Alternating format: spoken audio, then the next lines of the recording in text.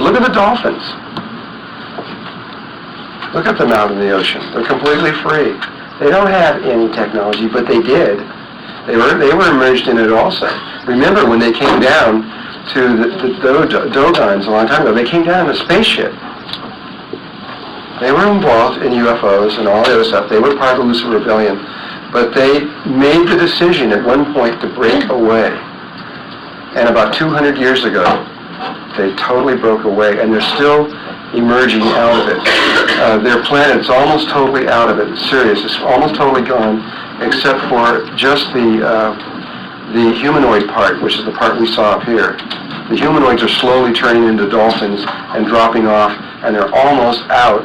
They've almost extracted themselves out of that whole pattern, and they're proof that it can be done. Yeah. Well, you said that the Syrians are in Christ consciousness, and yet they're still on a very, very low level of it. They're so the Lucifer Rebellion's has gotten into that. The Lucifer Rebellion has got into a lot of areas. Anybody in existence that is involved in external technology is part of the Lucifer Rebellion. That's a shorter list. Huh? It's a shorter list. Oh no. She said who isn't is a shorter list. It's the other way around. Who isn't is a greater list. Most people are not involved in it. The vast majority does not involve themselves in this kind of stuff at all. There's only certain levels that do, and we happen to be some of those people. Though it's a spectrum, it's not a day and night, black and white thing. There are people like the Greys who are 100% totally, absolutely, irrevocably connected to the technology. You know, the Darth Vader type thing that can't leave it, and have biologically linked themselves in so deeply that they can't leave it without dying.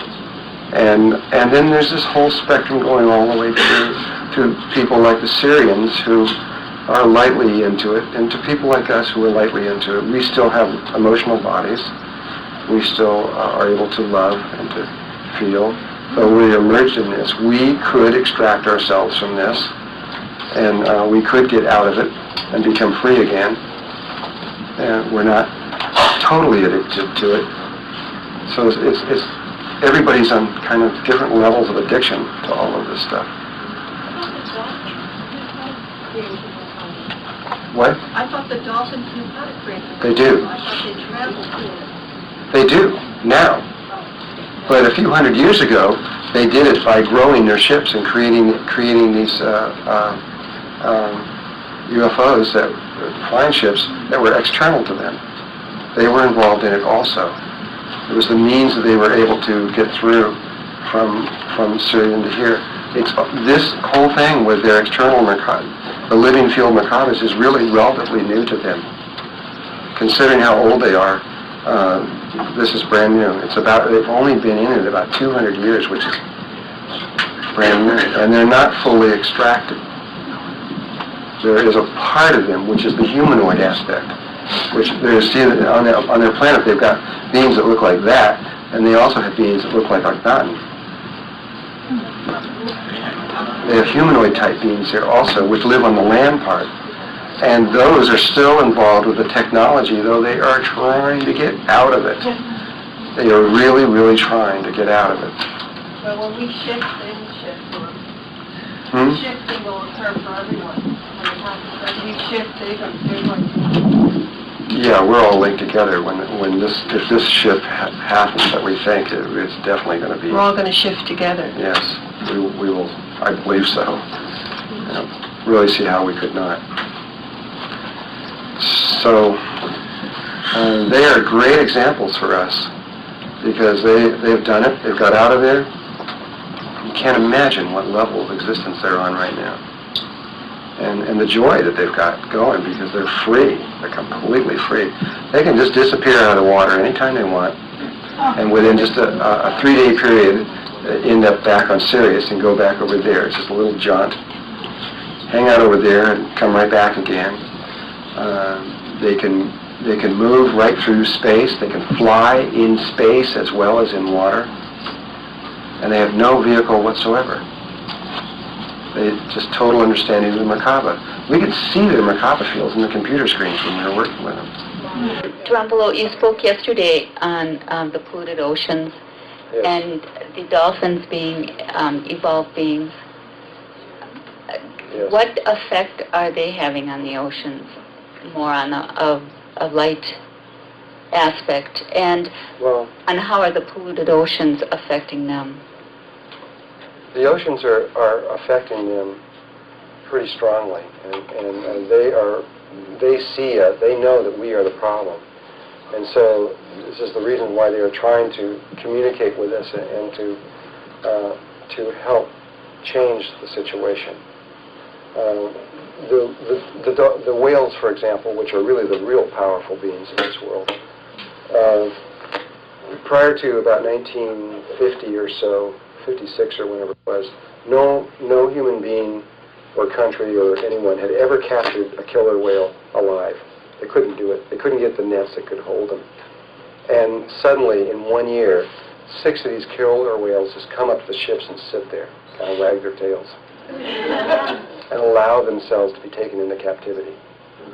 And this was when they began, the cetaceans began to try to make communication with us and try to heal us through their examples and through their, the dolphins come up and all they do is just say, it's love, it's all love, it's joy, have a good time, and they're giving the example by themselves. And their examples are definitely affecting us. We're beginning to understand.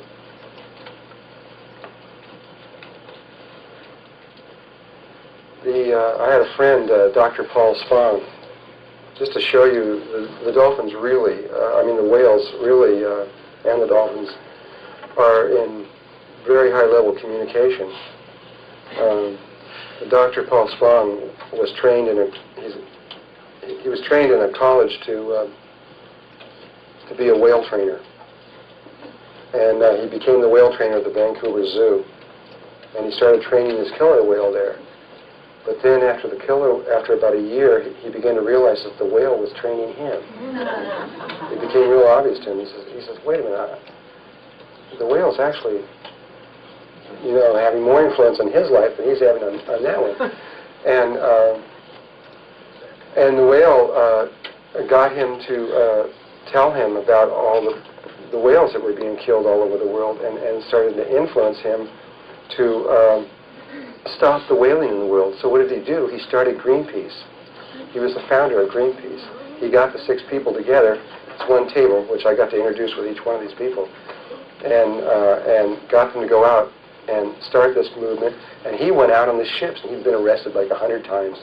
He'd go out these ships and just start shutting down everything. And they'd arrest him trying to get him stopped. And they did. They eventually got stopped the whaling in I don't know how many countries. There's like lots and lots of countries that Greenpeace has stopped all of this on. And one day he came to me and he said, the whales told him, he says he believed that he was in direct communication with them telepathically, that he could just talk to them. He could tell them in his head to do any of the things that he wanted them to do in the water, and they would just do it. And he got to the place where he just knew that he was just like talking.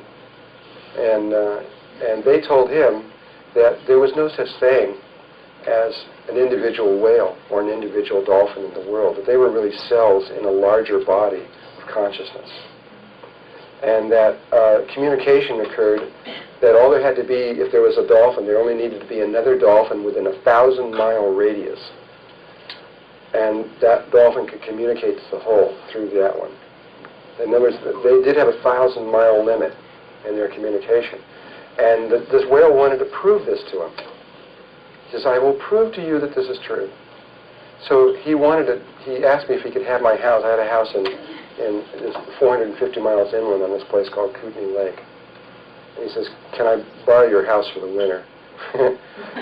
So I gave it to him.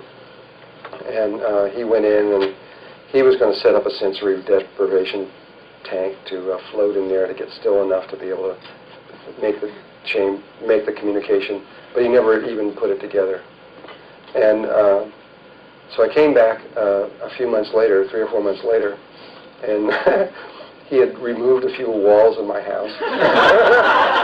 It was a funny feeling, I'll tell you. And put windows there that weren't there before and things. It was really beautiful, but it was shocking. And he had still not made contact. He said, I need more time. And I said, well, okay. So, but I was there, so we were all living together. Him and his wife was living there, and me and my wife were living there, and my kids. And about 2 weeks later, he used to have, though if anybody, who knows Dr. Paul Spine? You know Paul Spine? Yeah. He's got kind of short hair now, and he looks very kind of professional-like. But he used to have really long hair and a really long beard, and in those days. And he came into the room one morning after about 2 weeks, and he had shaved his beard off on one side of his head and cut the hair short on one side of his head.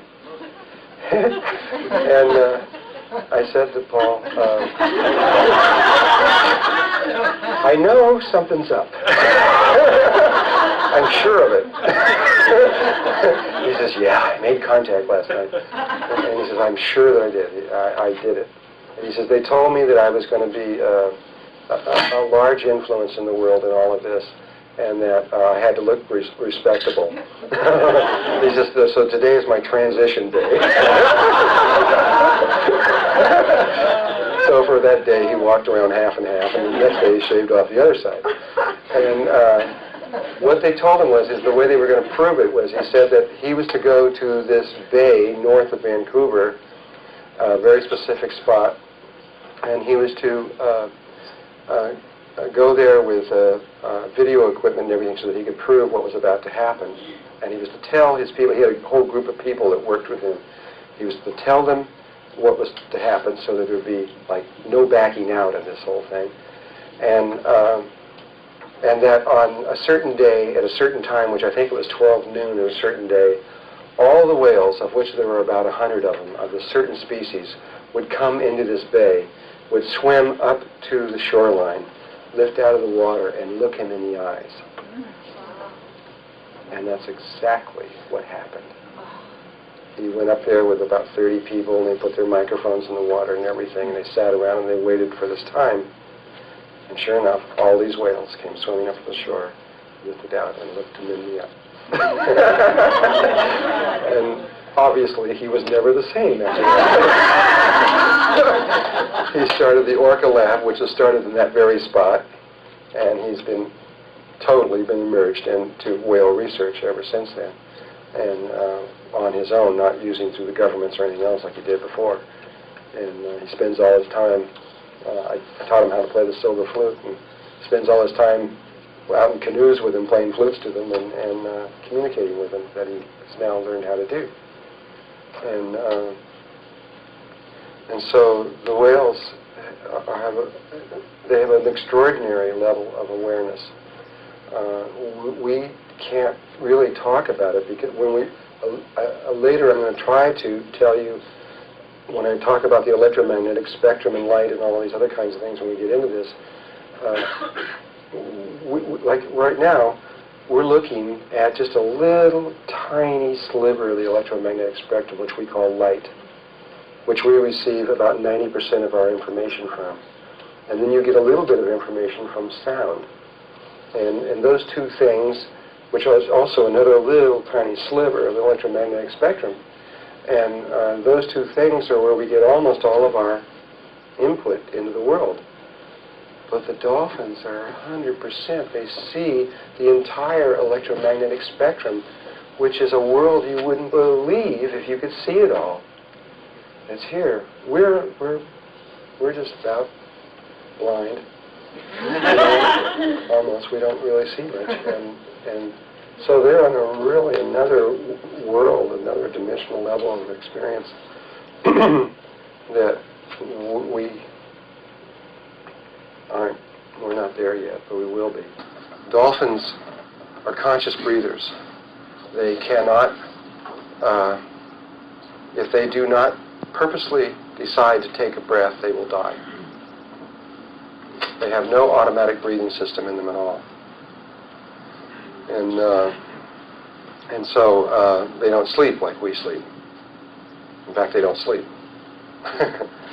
They have a different mechanism, which I guess I'll describe real quickly right now.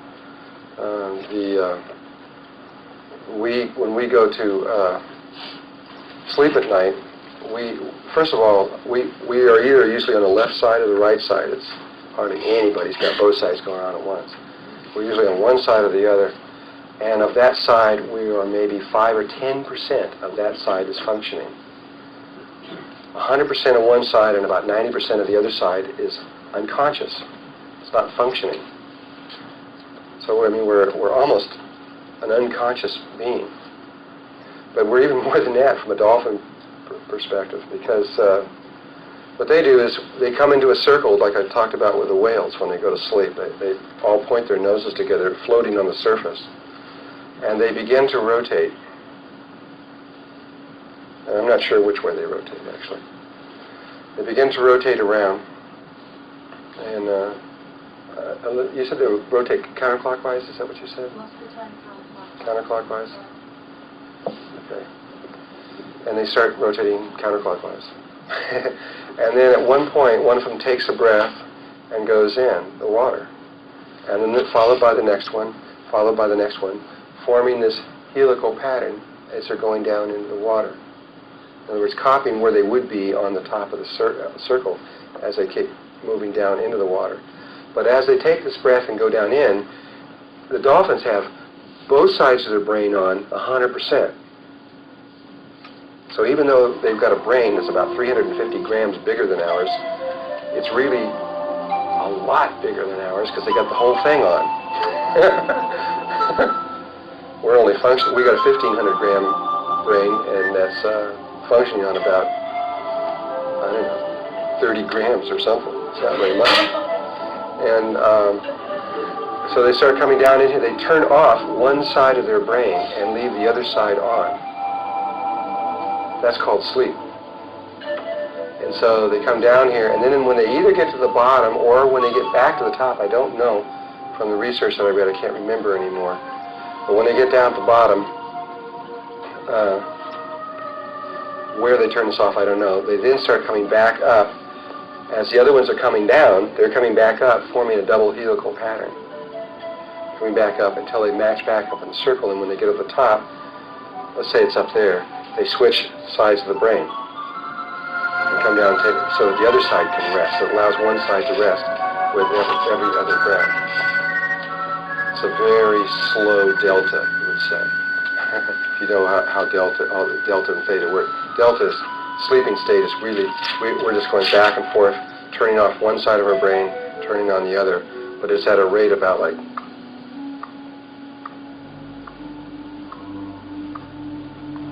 that. That's what we're doing when we're asleep. And they're just doing it much slower. And so when a dolphin looks at a human being, we're all sleeping because we have one side of our brain turned off. We're not fully turned on beings.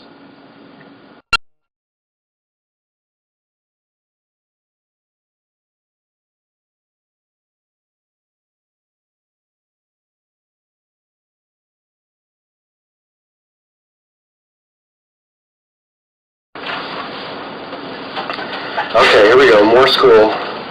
We ended up with these, we were working with the Fibonacci sequence before. Well, there are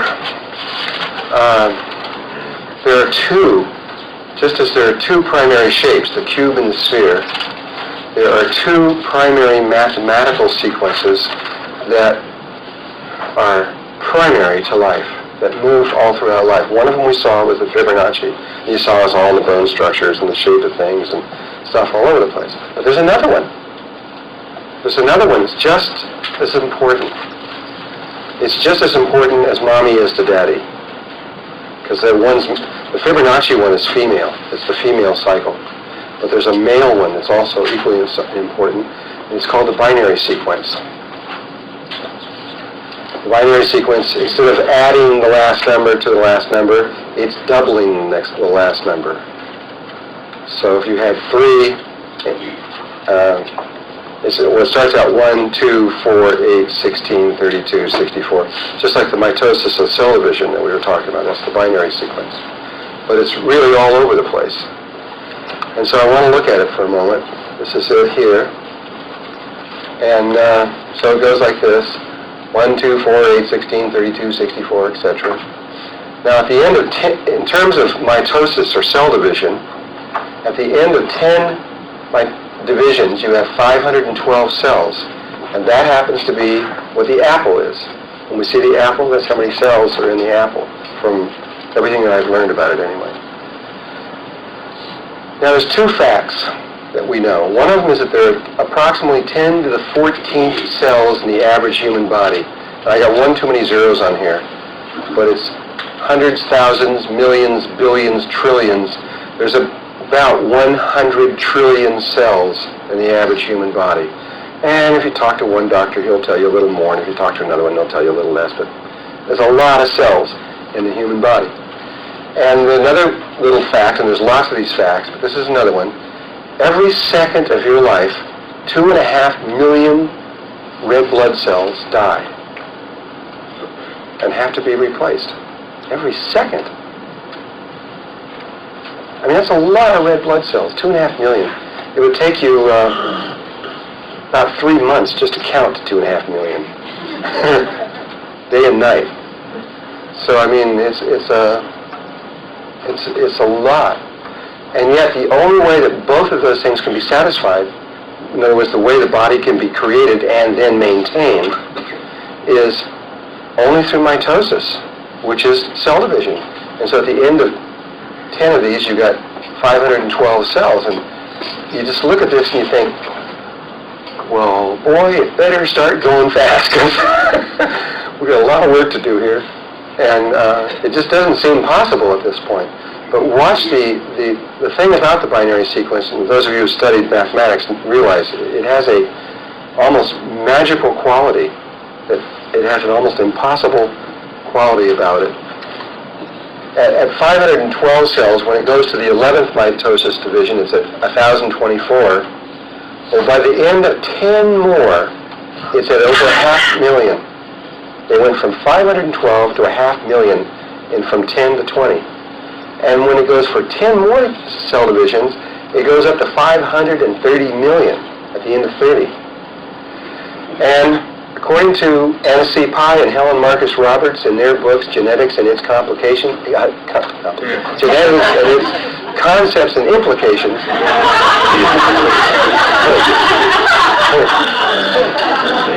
Freudian slips. It takes exactly and only 46 mitotic cell divisions to create an adult. 46 times. That's a really interesting number because that's the number of chromosomes we have. And it's also 1/2 the number of stable elements that we have in the environment. And it's just amazing that it could be done in 46 times.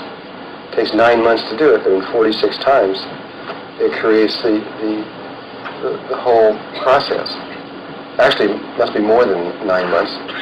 I don't know when they figure there's an adult. I haven't read the details on that whole thing yet.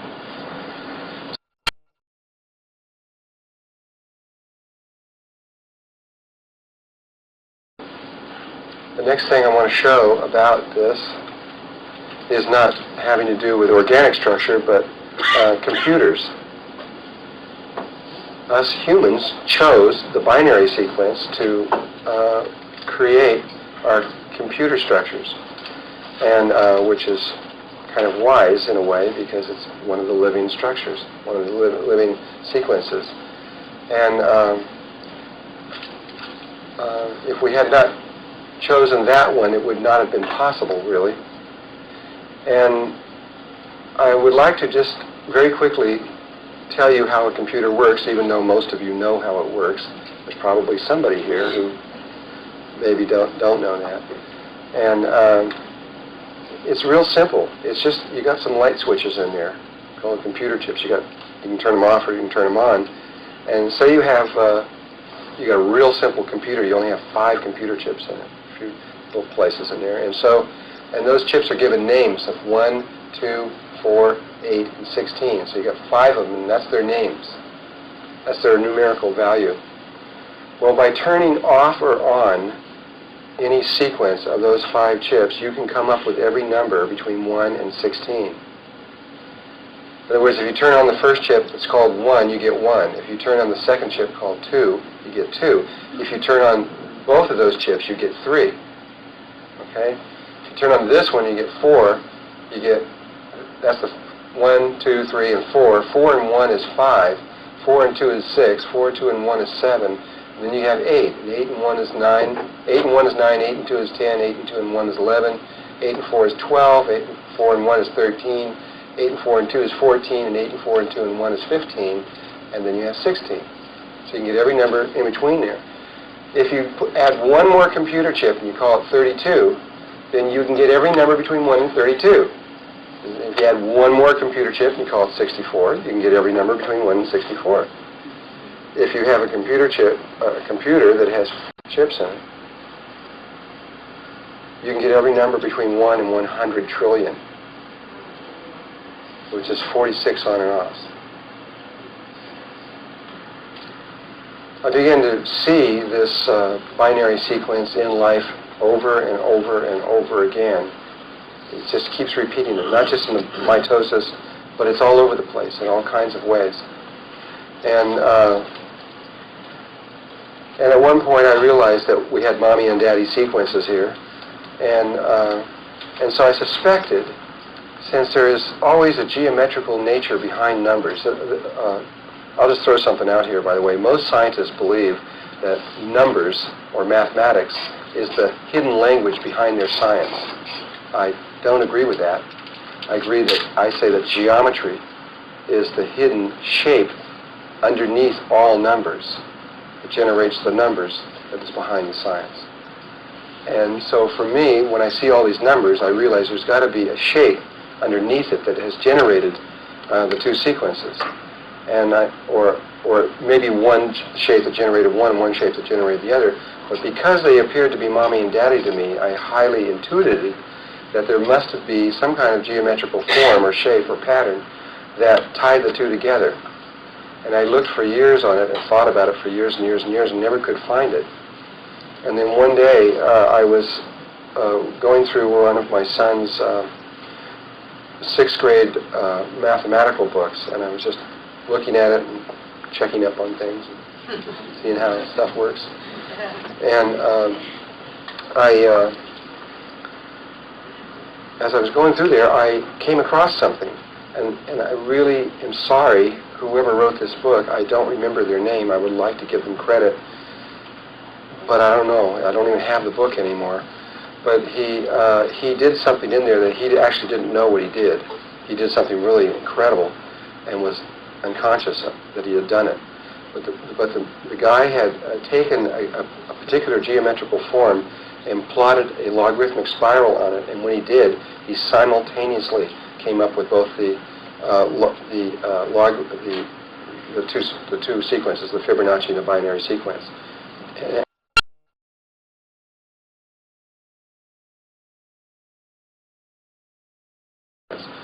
And he didn't even know he had done that. He was talking about something totally different.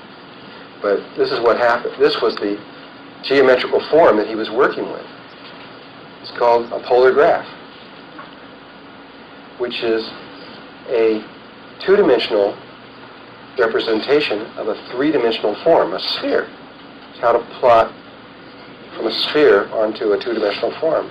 It makes perfect sense now that I think about what it is. It's one of the sacred shapes going from 3 to 2-dimensional levels. And the other thing is about this, I always thought this was, when I started thinking about this, I thought this was something that maybe the Navy came up with, or Army, or something that was relatively new. And I'm beginning to find out that the polar graph goes all the way back as far as Egypt. That they had maps of the Earth going all the way back using a system similar to this. And so This is old, it's ancient. So this is how we usually see a polar graph, which is there will be a circle in the middle, and whatever the radii of that circle is, they'll come out that disc, that will become your yardstick, and you call that 1. And then you just come out that far to the next circle, and you keep coming out that distance to create all your circles. And then there are 36 lines equally spaced, which creates your 360 degrees. Of course, even everything in here is not arbitrary. 360 degrees isn't arbitrary. When you know the geometries, there's all reasons why it's all in there, the more you get into this. But anyway, this was the shape, and what this man did was he took this middle sphere in here as though it was a planet in space. You could see it like that. And from the surface of the planet, he plotted a logarithmic spiral. As it turns out, the logarithmic spiral is the creator or the key between both of those other two the Fibonacci and the binary sequence.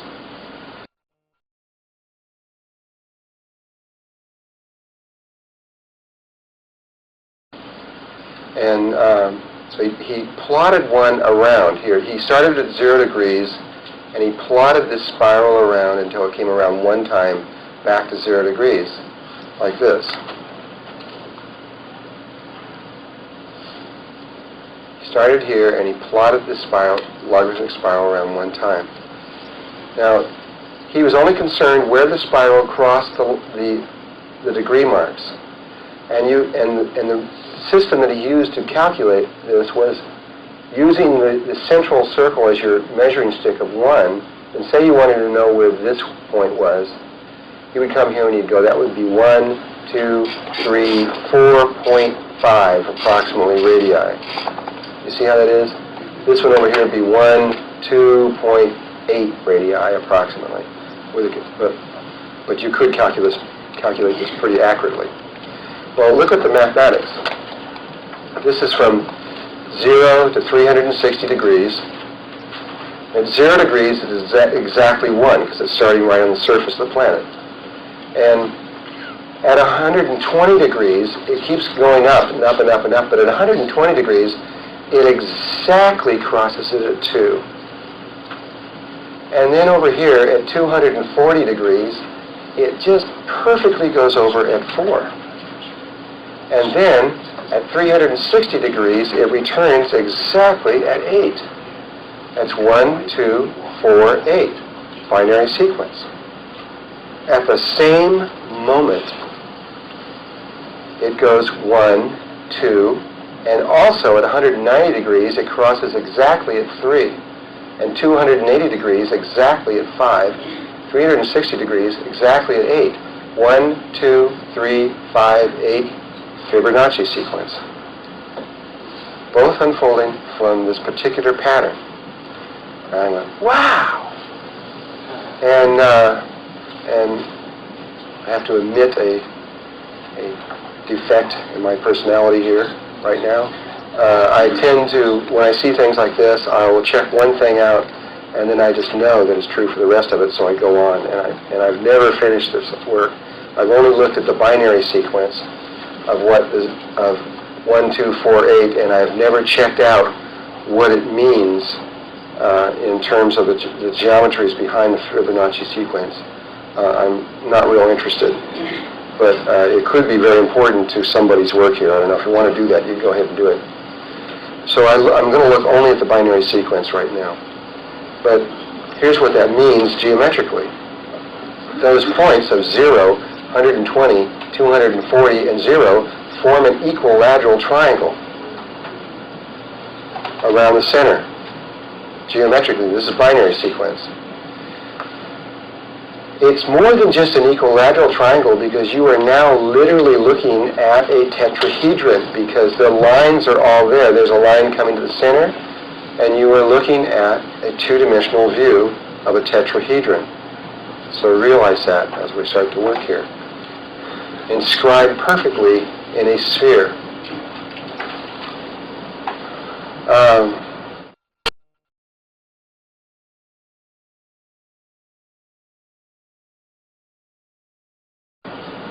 However, I'm going to change this a little bit. There's another image in here, and that image is an equilateral triangle with a line down the middle. See this line here? That's another image that's in there. Well, there was another man. His name was Keith Critchlow, and who's done a lot of real incredible work. You can check out his work too. It's very mental, but it's very good. And Keith just happened, and I don't know how he ever figured it out. It was just pure luck. He happened to find out, stumble upon, I think would be the best word, that if you had an equilateral triangle with a line down the middle, that an incredible, unique phenomena took place. He did not realize it was really a tetrahedron. He found out that if you took the line that was in the middle and you measured, you had to use it, this is the flaw in this system, you had to measure with a measuring stick. As soon as you're ever using, anytime you have to use a ruler, then you're not at the core. Go deeper. Because you should never have to measure anything. You should be able to figure it all out with nothing but a compass and just a straight edge.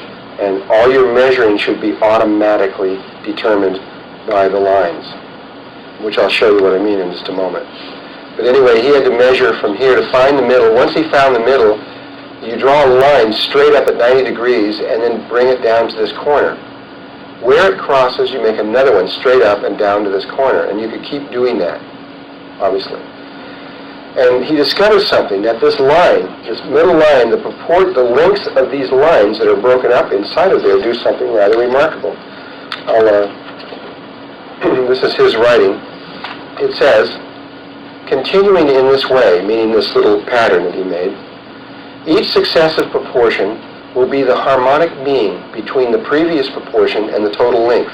Same kind of thing that we were doing with A over B and, for the phi ratio. And all of these proportions will be musically significant. 1/2 being the octave, meaning the length of this to the length of this is equivalent proportionately to the octave. 2/3 being the fifth, 4/5 being the major third, 8/9 being the major tone, and 16/17 being the half tone. It's perfect musical proportions. So he tried it another way, and he came down here and tried another pattern. And the same thing came out. He came out with 1/7, 1/4, 2/5, 4/7, 8/11, and 16/19, and all those were musical proportions. But there are musical notes associated with those proportions. And he sort of went wow, and I went really wow, because I was seeing the other side of the whole thing was going on there. So look at this. Here's the original one. To find the middle, you don't have to measure. Just draw a line from there to the center. It will come up, come down, and precisely break this in half to the middle. So the middle point is the octave. And so then I can automatically create the rest of the pattern that he created, but without any measuring stick. And in fact, even the external sphere is aligned with what happens in the middle, what happens off of here. We have done a lot of research, and what we believe now is that you can draw a line from any one of these three corners to any space inside of here. Say you pick that one right there. You draw a line up to that one and then down, and make you mess with your patterns. You'll come up with all the musical proportions there are, period, and the end. All the harmonics of music that exist. No matter what scales or types of scales you want to use, they will all be there. And we should be able to prove this soon, which will mean that the harmonics of music are these proportions that are located in the simplest shape in existence, a tetrahedron. Even remember we have the 8 notes and 5 notes creating the chromatic scale, which have 12 divisions in it. And the divisions along each one of these sides is 12. 1, 2, 3, 4, 5, 6, 7, 8, 9, 10, 11, 12. There's 12 spaces on each one of these sides. While I was studying this and understanding how sound was a function of a tetrahedron, someone sent me a postcard It was Janice Dolphin. She's a good person. She sent me a postcard, and which happened to be a polar graph with reflective surfaces on it. How light reflects off of a polar graph. And I mean, it was right while I was in the midst of this, so I'm sitting here going, wow, wow, wow. Oh, thanks for the postcard. Wow, wow. I couldn't believe it. It was perfect timing.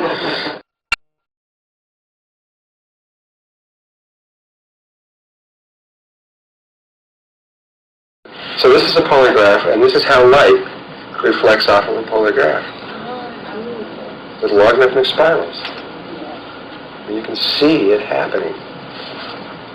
And I was just like overwhelmed. I mean, for me it was very powerful. And you can actually see that the white light is exactly 180, and right at 90 degrees you can see the blackening, the black light spirals that come out of it. And we have seen that somewhere else before.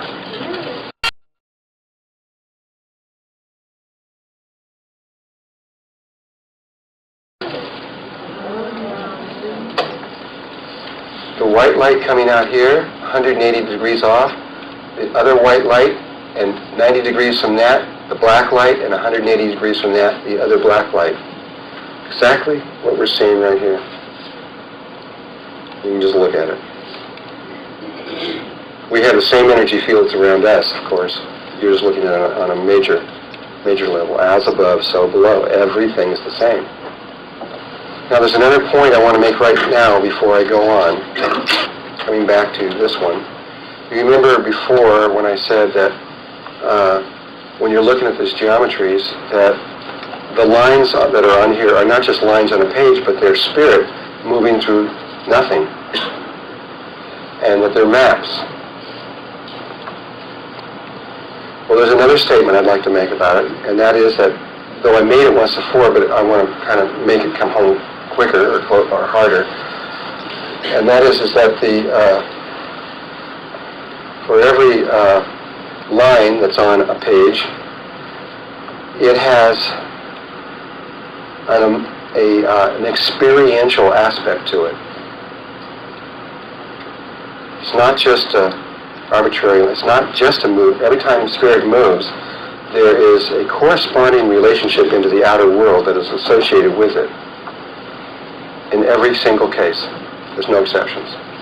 There is something associated with it. It could mean a rock somewhere, or it could describe a star somewhere, or something else.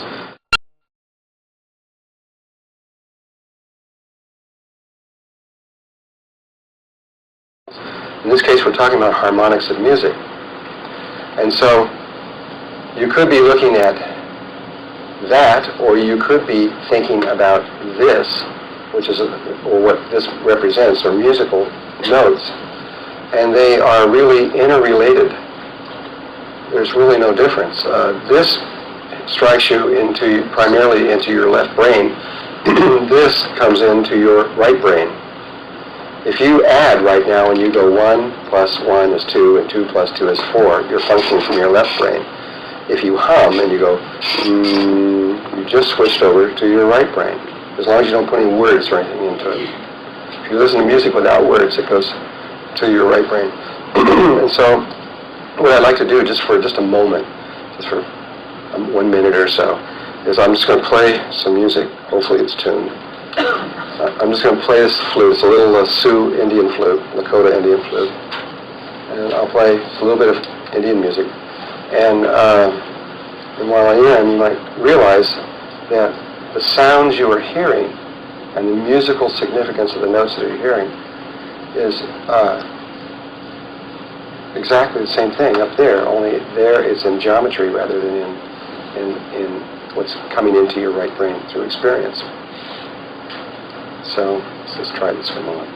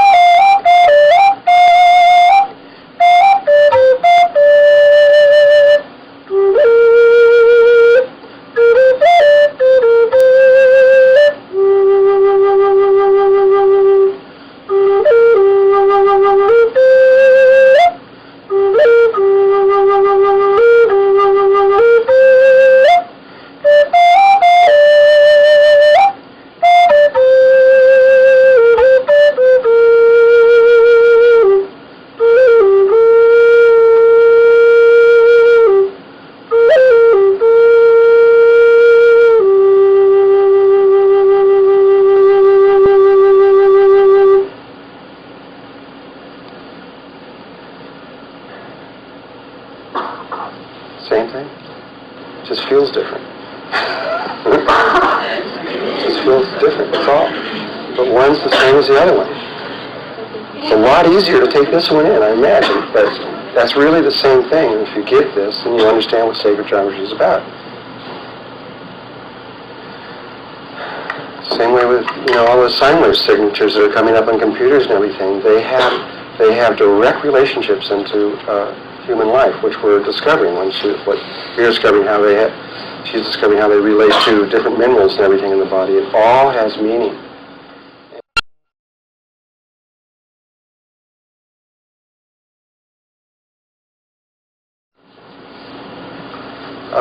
Well, there was a man named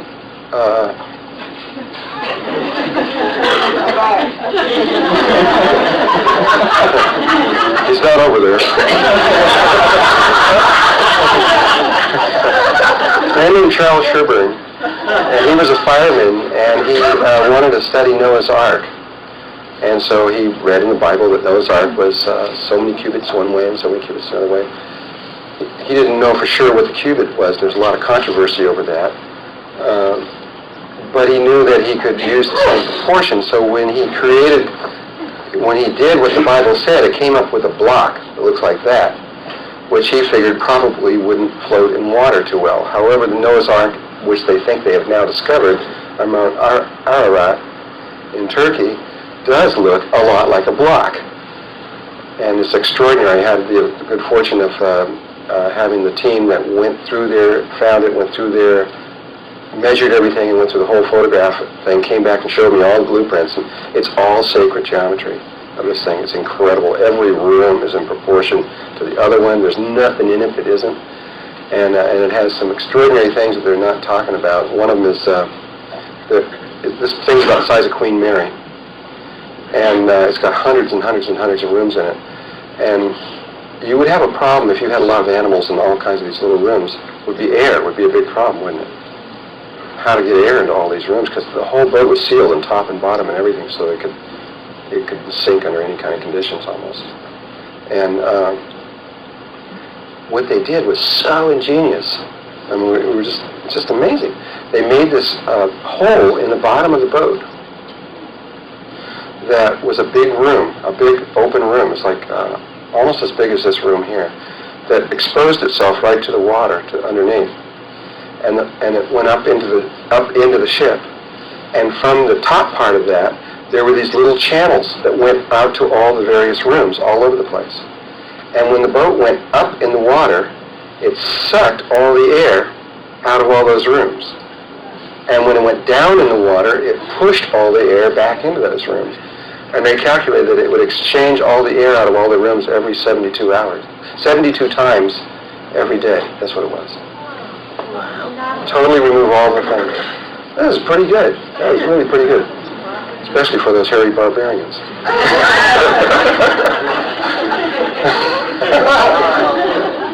And so anyway, I don't know if that's the Noah's Ark or not. It is an ancient boat found way up high on a mountaintop. And so it's hard to say for sure. But what he discovered was something perhaps different. He may have been looking for Noah's Ark, but he found something that is interesting, and I just want to present it. He said, well, if it's Noah's Ark, maybe they meant arc, like the arc of a circle. And so he put the proportions that were said in the Bible into arcs. The proportions were a 6-to-1, 10-to-1 ratio. What I mean by that is, if you took this block and you measured the height of it and used that as your measuring stick and called it 1, then there would be 10 of them going this way. And if you took the width of it and measured it, it would be 6 of them. In other words, on this thing here, if you measured this, there would be 6 of those going down this way. And if you measured it this way, there would be 10 of them going this way. And so it creates very specific arcs by doing the 6-to-1, 10-to-1 ratio. And it makes a thing that looks like this. Looks like a kayak. I mean, kind of a streamlined kayak. And here's what the part I don't know exactly what to do. I wonder if this will do it on here. I'm going to try this and see if I can do it on here. This might work on this thing here if it doesn't go off. Maybe it will. I'll have to kind of see if I can do it. If you were, at one point he decided to rotate it like this. And if you were to rotate an object like this, it should do what you see right there. It should just rotate. And if it did anything else, then there would have to be something going on. I mean, it's like if you were to throw a rock across the room here, it shouldn't just stop and turn and go sideways or something without any force. But this thing here, if you turn it clockwise, it will rotate. But if you try to turn it clockwise, and I don't know if this is going to work on here, it will stop and turn around. It won't rotate the other way.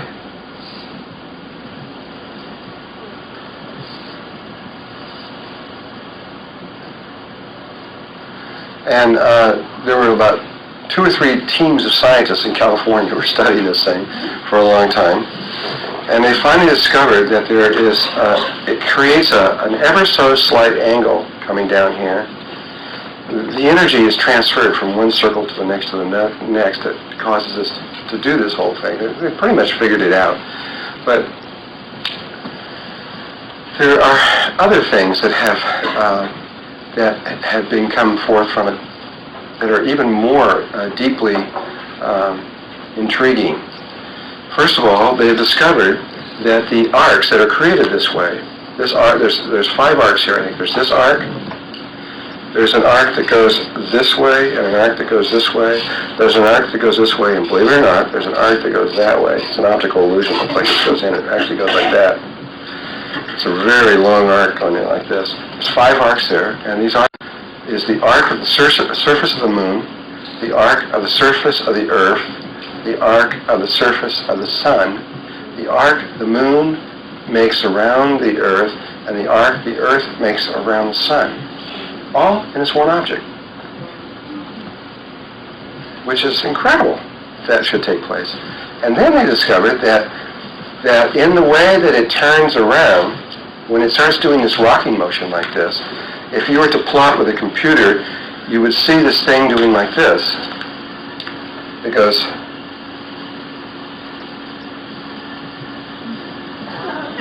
in this pattern like this, and when they've mapped in any one of these individual patterns, they found it to be absolutely identical to the motion that the Earth rocks on itself. In other words, if you put a camera into the southern hemisphere, tied it down real good, used one photographic film and took a photograph once a week for a year, you would get 52 little dots on this one thing, and that's what the shape that they would be in. So there's a name for this. The sun appears to move in the sky over a 1-year period like this. It appears that way because the precession of equinoxes and the rocking of the Earth. And the motion that it turns around on is identical to another cosmic phenomena. Exactly the same. And then, recently, they've done something that they really don't understand about this thing. He thought, well, if this is Noah's Ark, then let's test it in water.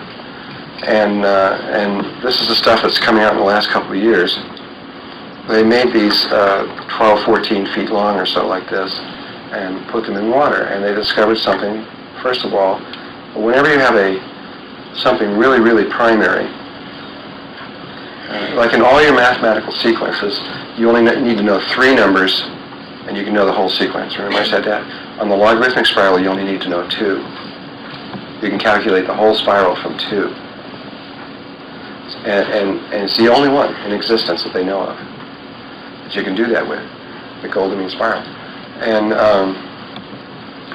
every boat that's in water has 3 vectors that can move this way, and it can rock like this. This only has 2. There's one of those vectors, I don't know which one it is, it will not do it. You can't make it do it. It just simply won't do it. And this is the reports that we got, and I had eyewitness people that went out there and watched all this stuff. And when they put the boat in water and it goes through water, it does something no one's ever seen before, and they can't explain it, they don't know. But normally, if there's a wave like this and the boat's coming, the wave will just crash over the boat. This won't do that. When this comes in, the waves come in, this goes right around the wave. It does this motion. So when it's going through water, it's going like this. It goes down there. But what's weird is the person who's in the boat doesn't see a thing. They feel that they're going ahead real smooth. They don't see anything at all. They feel themselves, and so the first time someone did that, the people on the outside were going, holy cow, and the guy kind of calmly got back in, well, that was nice. And he goes, well, you were all over the place. He goes, no, I wasn't. And so they had to put a video before they even convinced. I mean, it was like, see the thing going on. And the person in there, they can't believe it, I guess. So who knows what's going on, what laws are being happening. This is so unique. Well, with all this work and all this stuff, and everybody's trying to figure out what this thing is all about, I had a man come here. His name was Brad Smith. He makes sacred geometry toys, and which are. You ever get any of his toys, man? He's got a toy, Brad Smith. He's got a cube that's about this big, and it opens up, and there's perfectly smoothly fit in here all these toys, and you pull one out, and the toy unfolds into all these sacred geometry forms, it changes color and comes back and forms other shapes. He's got a cube that turns into a perfect sphere, and back into a cube again. There's all these different ones, and then the whole thing, it's all the information, all in toys, and then the whole thing will fit back into there. It's great. It's an adult toy. I mean, I spent all day on this thing. Couldn't leave. Wow, look at this one. So he'll have one of these things, and you open it up, and it'll turn into an icosahedron, and you turn it in another way, and it'll become some other polyhedron. He sold the whole process to Mattel or someone like this, and they're who knows how long it'll take before it gets out. It's been several years now. It's been 3 or 4 years, and it's still not out. He's in Santa Fe, New Mexico. Anyway, Brad came to the workshop and got all excited about this because he knew about sacred geometry, but he didn't know about the flower of life and how the flower of life tied it all together. And so he was really excited about it. And he saw this form. He's really into shape. And he saw this form and went back. He said, well, this is obviously a sacred shape. It must be in the flower of life. And he found it. He found the precise location inside this pattern where of course these look like these little boats in there, but that's not exactly where it is. But there's a very precise place. Here's the hidden pattern underneath here with these broken lines. And the flower, the 6:1, 10:1 ratio is right here, located in between the petals. Here's one here and in between here. There's a ratio that's located in between there. And it describes the art perfectly. And so, anyway. Now, what Edmund Scientificus just discovered is that now further everybody's studying these things further is that they now have found out that these things occur naturally in nature. That nature carves these things out with river rocks. That there are rocks that are formed in water that come out this shape, though they don't look. Usually the ends are worn off more. But you put these rocks down, they'll spin one way, and the other way they'll rock and come back around again, without man even touching a thing. Okay, so now we get back to the thing about there being one spiral, one arm 180 degrees off from the other one. So there's really 2 spirals in here, not just one.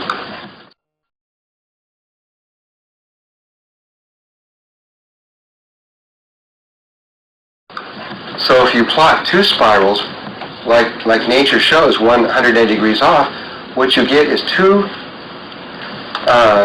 equilateral triangles, which of course are really 2 tetrahedrons, which is a star tetrahedron inscribed perfectly in a sphere, which, as we will see later, is the mathematical message of Cydonia on Mars.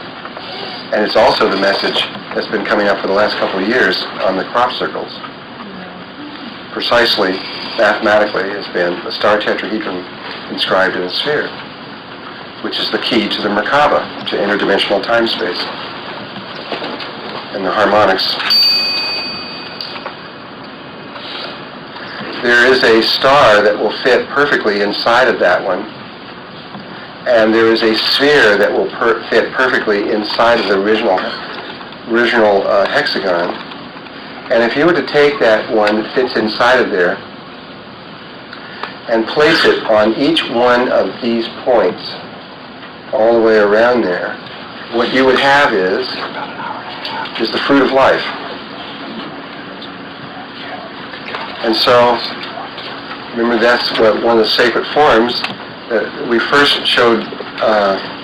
One of the how by connecting all the centers together, we came up with the sacred shapes that were the basis of structure in the reality. But by not connecting the centers together like we did here, but rather by concentric circles that are formed off of the patterns, and by radial lines that come out from the center, forming the polar graph, we came up with all this information that we had just looked at. The relationship of sound and light and shape and things that were formed through this, the harmonics of music and sound, were all. So I could have done it the other way around. I could reverse all the slides and say, okay, we're starting with here, and now we're going to move the other way. That isn't how I got it, so that's how I gave it to you. And so what you've just seen is another one of the informational systems, another way of superimposing male energy over the female energy, radial lines coming out. And of course, I've just scratched the surface just a little tiny bit. I mean, we did not go into depth of what it means, what the harmonics of sound means relative to one of these things. We haven't, or light or anything else. We haven't deeply gone into it. We've just shown the relationship. And there probably are, I believe, 10 other sequences that are associated with this system, I believe. 10 and possibly 11 that are associated with it, and I haven't even looked into those areas either, because I'm just looking for I'm just skimming along the surface here is all we're doing.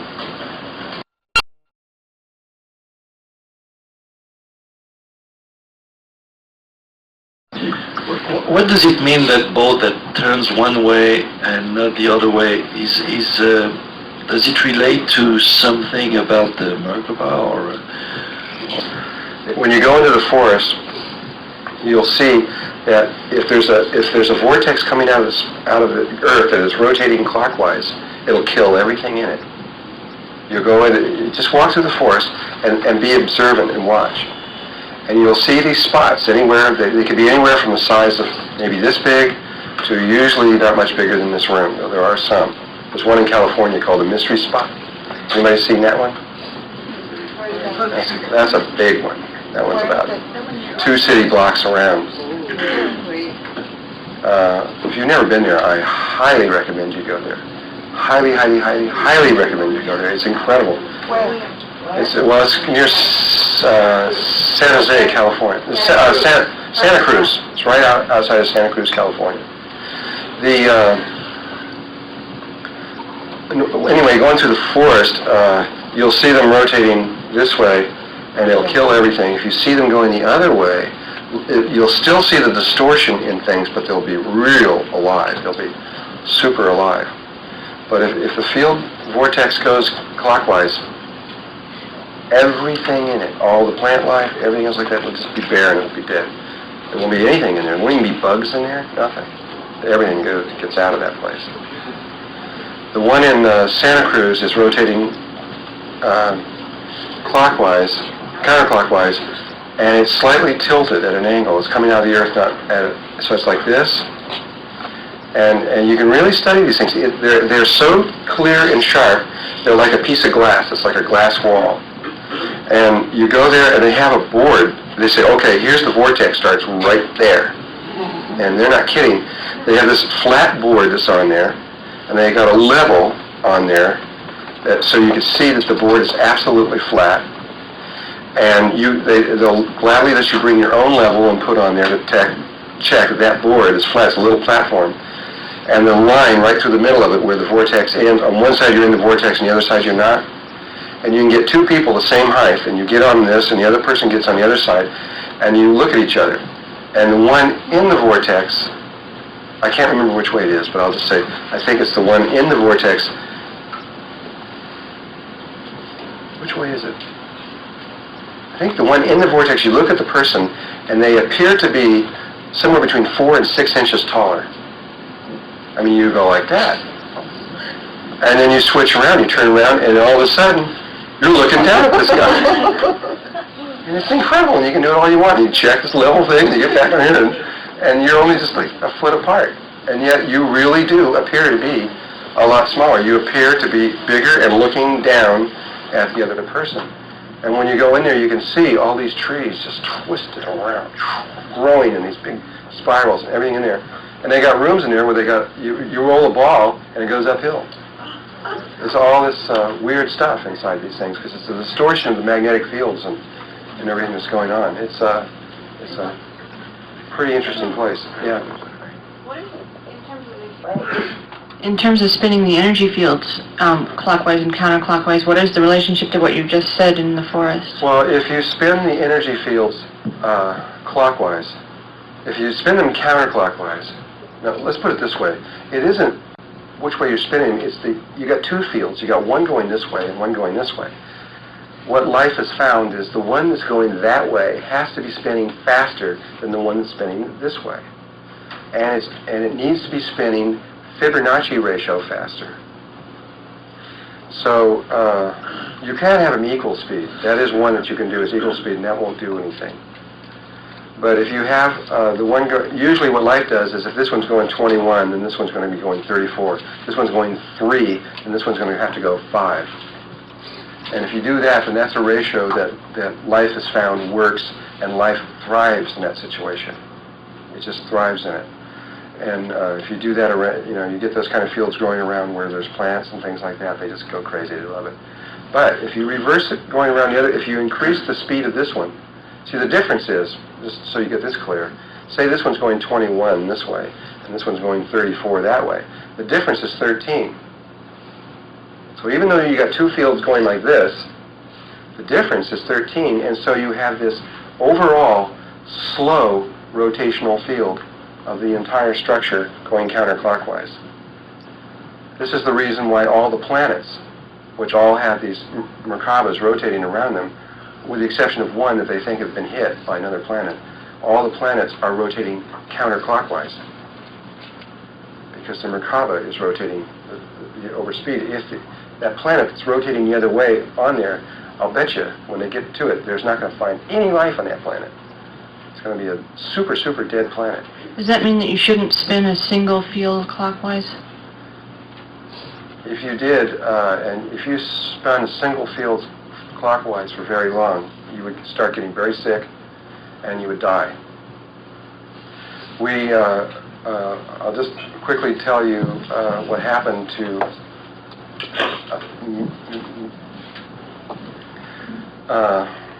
the first time. I talked about this to somebody here, but I don't think I talked about this to the group, just to you, right?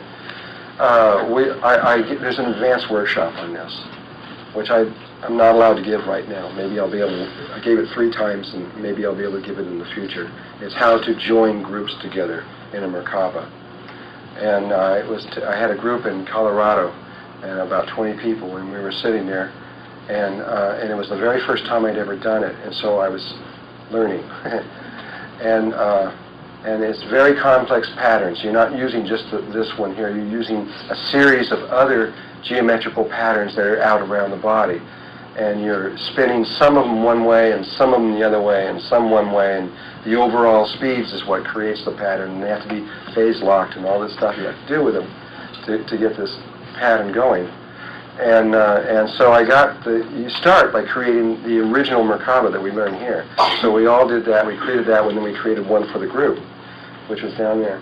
And then I had to switch to a different geometrical shape, which was to go this way. And I did that, and I got it going this way.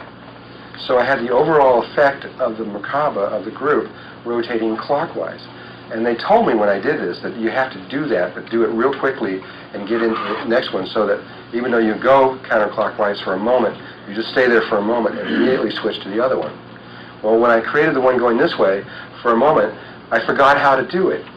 I couldn't remember the exact speed of, and exactly, it's a little complicated. I couldn't remember exactly how to do it, so I was sitting there going, let's see. And in that little let's see, we were sitting in a clear blue sky with everything was absolutely calm outside, and the wind took up, and it started going a counterclockwise wind. And it started going faster, and in about 30 seconds, which took me to do that, it went from totally calm to the trees were bent over like this, ready to break off, and garbage cans were flying through the air and everything else like that. And everybody in the rooms, their eyes were about this big. With my eyes about that big. And I was like, let's see how to do this. And I finally go, okay, I got it, understood. And we told them what to do, and we all went, and we got this thing going this way, and instantly all the trees went, just like that. And I really learned an incredible lesson. And one of the scientists that I was with saw that, and he goes, wow. And so he went back to his lab and set up electronically, using holographic sound, the fields that we had created, and got to that stage where we had done it at, and just left it going to see what would happen. And on an absolute clear day in Colorado, with no clouds or anything, within a few minutes, a black funnel that you couldn't even see through formed about a mile above it and came right down to the thing. You can stand outside and see this huge thing coming right down to the thing. I mean, we obviously turned this baby off, but life cannot live. It is the destructive force. It's the force that destroys us. And so,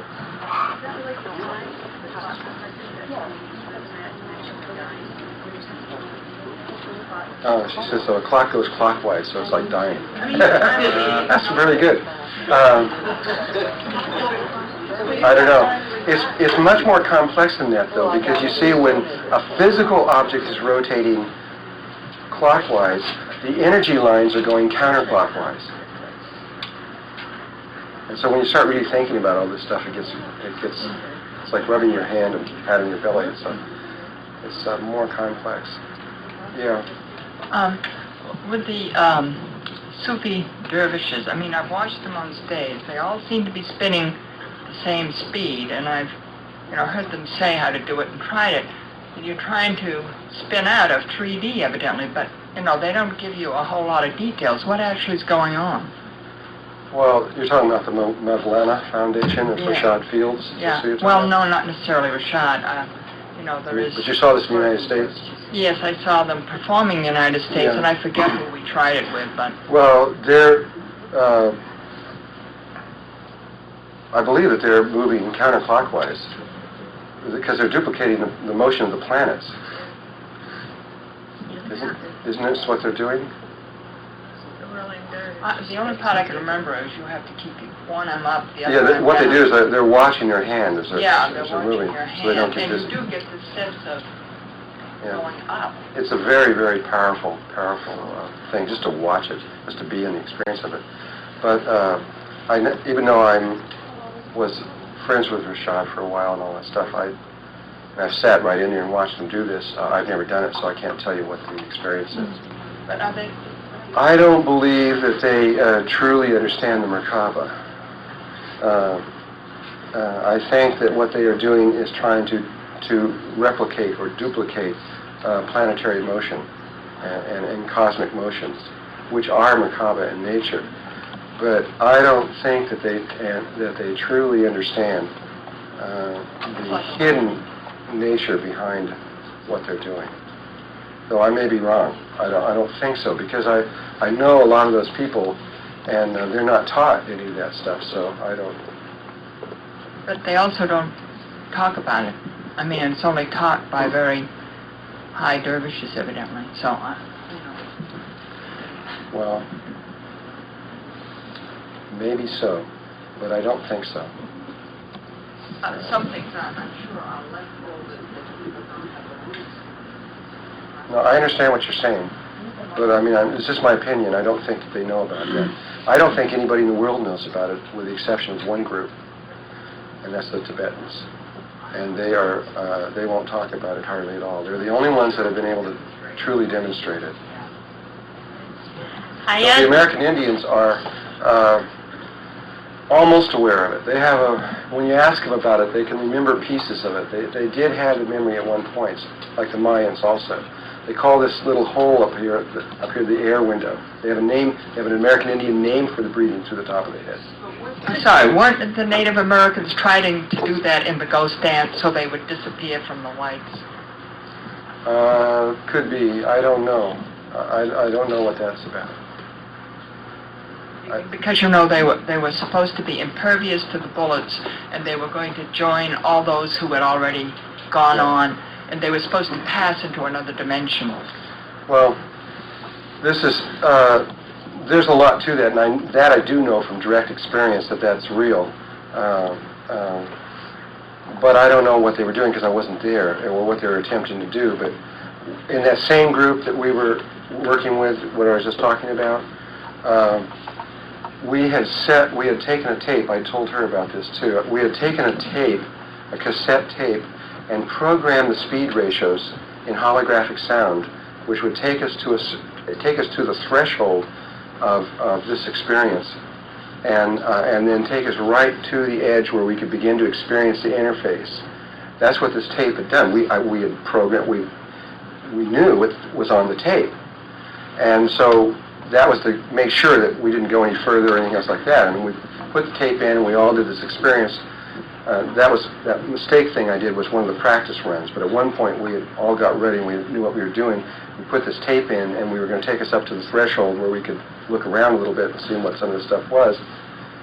And only God had a different idea, and I still don't know what the whole thing was about. I mean, it started going up through the cycles, and it gets very, very high cycles, and it's what the spinning ratios do. It's going wah, wah, wah, wah, wah, wah, wah, wah, wah, wah, wah, and you got up to this one where we were supposed to stop. The tape kept going. I kept going higher and higher and higher and higher. And I looked over at this other guy, and he looked at me, and we were all going, holy cow, what's going on? It's not even on the tape, you know? And finally we realized we were being taken somewhere. We didn't have any choice. It was just taking us somewhere. And so we all just held on. And I was just wondering where we were going, you know? And pretty soon we popped out into this kind of a white, foggy place. And there were all these Anasazi Indians there. Lots of them. And they came right up to our group, and they said, and the group all could talk about this later, right? They said, who are you? And we said, who are you? And we were right near Mesa Verde when we were doing this, which is where the Anasazis were. And I didn't know who they were, and they said that they were the Anasazi, and they looked at us and they said, they said that we were the first white man that had ever been in this place. And at first they were real protective and they were asking us a bunch of things. And there's something I can't tell you having to do with a crystal he was held in his hand, but I knew what the crystal was. And when I looked at the crystal and I saw it and I knew what it was, I told him what the crystal was. And when I told him what the crystal was, he just, this was the leader, completely relaxed and said, oh, okay, well, in that case. And became really friendly, gave us a name, gave us a tribal name, and told us if we ever wanted to come back, fine, come on. But the Anasazis are alive, and they've found another parallel world on the earth to exist in. And they're doing just fine there, all pretty much alone by themselves. And so what you're saying in terms of what they were attempting to do was something that their brothers had already done, so they knew that this was possible. Yeah. Okay, are you familiar with the Pleiadians? They have a book that is called You're talking about Billy Meyer's work? They have a book that is called The Bringers of the Dawn, and they recommend... Is this Billy Meyer's work? Does anybody know? Barbara Marcinek. Oh, okay. Well, let me say one thing before you even begin. The Pleiades is a very big place. is huge and enormous, and there are all kinds, in terms of, we're talking about in terms of polarity consciousness, right? Not in terms of unity consciousness above all of that. There are very, very beautiful positive people there, there are very negative people there, and there are neutral people there. And there are also people that are both ways. So when you, so some people, they say like, the Pleiades, that's like saying, are you familiar with the Earth? You know, I mean, it could be Okay. anywhere. So I don't know where this person is referring to. Okay, because I have an experience. They recommend to do a spinning. And at the beginning, I did the counterclockwise spinning. And I was able to do 99 easily. And after that, I realized when I read the book that it was supposed to be the clockwise. Right. And now I start to do the clockwise, but when I was doing the clockwise, it was very difficult.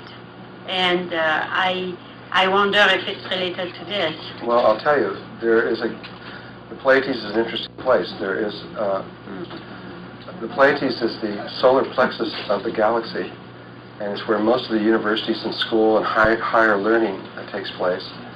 And you kind of need to pass through that place in order to get from one place to another, usually. It's not necessary, but usually. And most of the Pleiadians that are associated with the teaching aspects of things there are really beautiful, super fourth-dimensional, beautiful, beautiful people. But there are some there that, you see, when the Lucifer Rebellion happened, there were, like most people just watched it, but there were some that chose the light and some chose the dark, and then there were these groups, a few, that would play either side depending on what they felt would be best for balance. And for example, the Billy Myers people, who are from the Pleiadians, and the information that they are releasing there, these guys are working with the dark side, though they will none of them would admit it. And it's a very, very subtle. Even Billy Myers himself is not aware of what's going on. He's not aware. He's coming from pure heart and pure intention, but they're using him. And what they're doing is they're giving huge amounts of information that is accurate with little tiny things in there, which I would call like a virus for a computer, which is designed to break apart unity on the planet. Because they also agree with the Greys in terms of it would be best to replace us and with another race. So I don't know what she's doing, but if anyone is teaching a Merkaba that rotates clockwise, I'm not saying that you shouldn't do it, because that's up to you and your heart. I can't tell you what you should do, but I know from direct experience that will, for most life on this place, it'll kill it. Well, we'll see how long the school stays around.